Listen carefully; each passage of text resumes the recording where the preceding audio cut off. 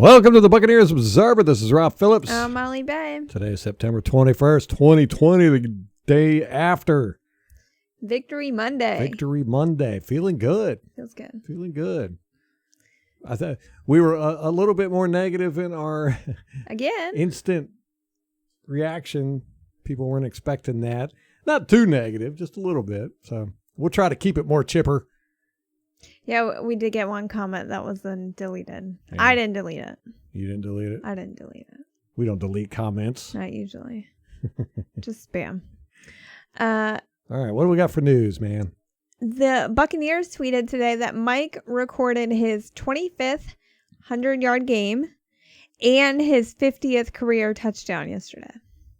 Sweet. So two big milestones. Big Mike. We waived Mazzy Wilkins today, so we had brought him up from the practice squad to the active roster, waived him. We can sign him to the practice squad again if he clears waivers. So That sucks. that'll probably happen if nobody else picks him up. He'll probably go back on the practice squad. So why did we waive him? What was the purpose behind all that? You know, I don't know, especially considering we had an extra roster spot with Claire being on IR. Yeah. I mean, he's gone for 3 weeks, so we have the roster spot, so I'm not really sure, but they want to put him back down on the practice squad. We talked about in the podcast yesterday how Brett Favre was at the game, and we wondered, how'd that happen? I guess other people had the same question because Greg Auman tweeted that Brett was actually credentialed media. He is filming a segment for the Epic's show, The Grind. Huh. Interesting. So Buccaneers might be featured on there. Might be. We better be. I don't know what the show is, so not really sure.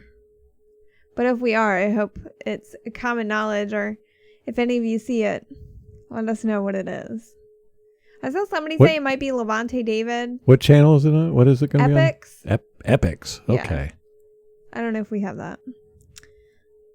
There were a slew of injuries around the league yesterday. A ton.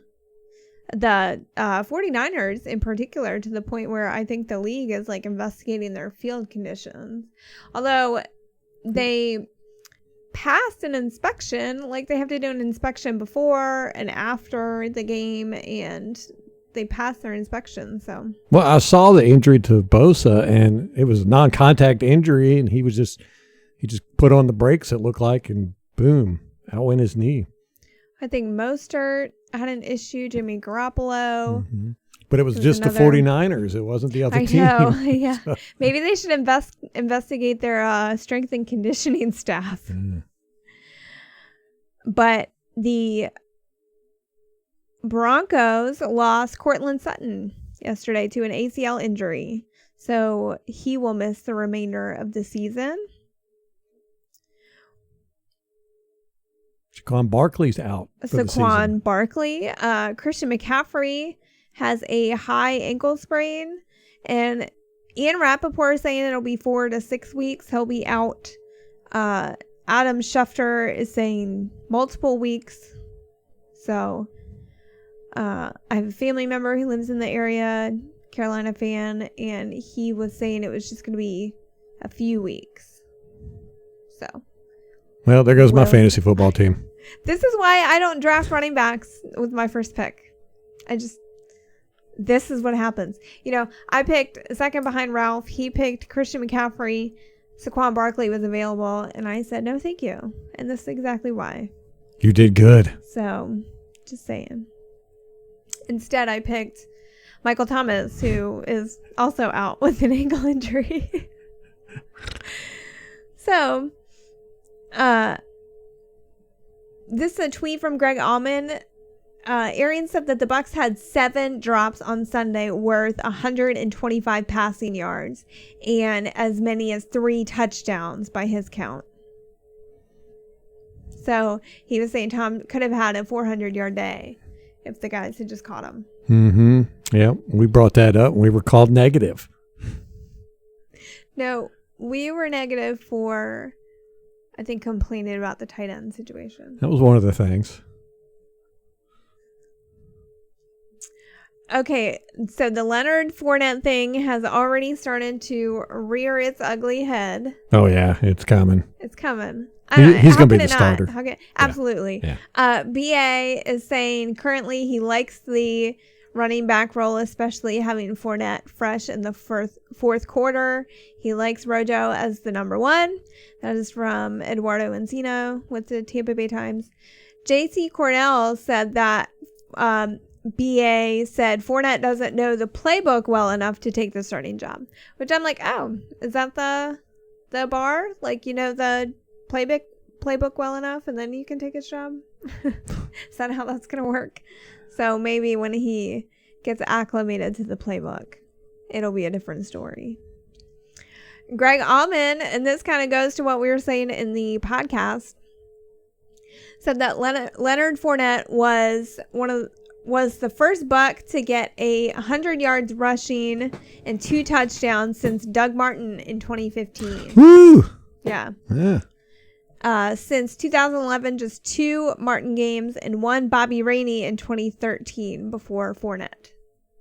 Sweet. I forgot about Bobby Rainey. I did too. I liked him. Broke his leg. It was horrible. Right.